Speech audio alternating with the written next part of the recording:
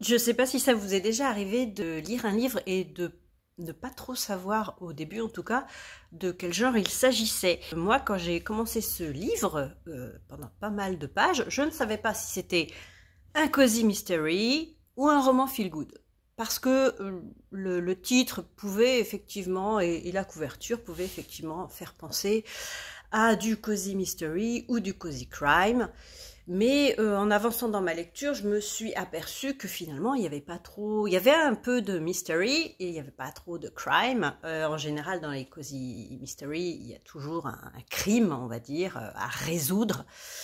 Et là, non. Alors, il y a effectivement un secret à dévoiler, à révéler, mais je pense pas qu'on puisse classer ça non plus dans du cozy mystery, même s'il y a un mystère. Donc, je classe plutôt ce livre en feel good parce que c'est une histoire qui fait que le personnage principal, celui qui va enquêter justement, va améliorer sa façon de vivre à la fin grâce à ce qu'il va découvrir dans l'histoire en fait. Et il s'agit du cercle des amateurs de puzzle, donc la vraie couverture, hop, c'est ça en un peu plus vert. Et donc vous voyez, il y a un petit puzzle, etc. Une maison un petit peu, un manoir anglais. Et effectivement, ça se passe en Grande-Bretagne.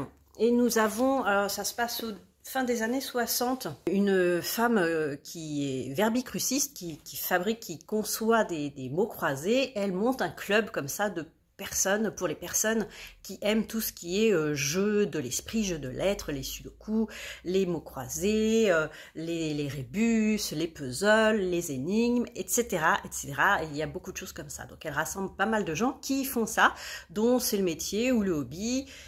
Donc on les suit progressivement comme ça, période par période. On voit la progression de ce club qui prend de l'ampleur. Ils achètent même un manoir pour tous se réunir et pour vivre en communauté. Il y a aussi une partie qui se passe fin des années 90 où la personne, donc la femme qui a créé ce club, trouve un nouveau-né sur son perron. Et donc elle est déjà assez âgée, je crois qu'elle a une soixantaine d'années, elle n'a jamais eu d'enfant et elle l'adopte. Et on retrouve en 2016 ce jeune homme, plus tard donc, Clayton il s'appelle.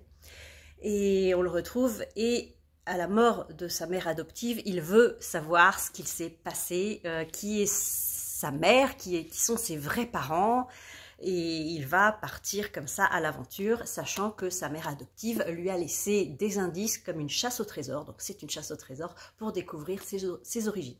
Voilà, donc c'est assez mignon. J'aime bien les personnages un petit peu loufoques de cette histoire où ils se réunissent. Ils ont tous une particularité en fait. Il y a beaucoup de personnages assez particuliers qui aiment voilà, tout ce qui est puzzle, etc.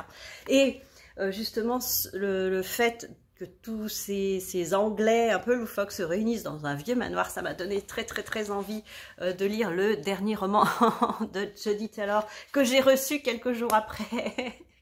Je vais vous montrer. Tada! Avec le beau marque-page des 30 ans d'Hervé Chopin. Voilà, parce que c'est aussi un des Anglais un peu loufoques qui vivent dans un manoir. Mais rien à voir. Hein. Voilà. Donc plutôt roman feel good avec des petites énigmes, mais c'est pas des énigmes pour nous vraiment. Hein. Même s'il y a, vous voyez, il y a des petites choses comme ça qui parcourent un petit peu le roman. C'est plutôt des énigmes pour le personnage principal, pour Clayton. On les verra pas les autres parce que je suis pas douée. Mais voilà, c'était une aventure assez mignonne.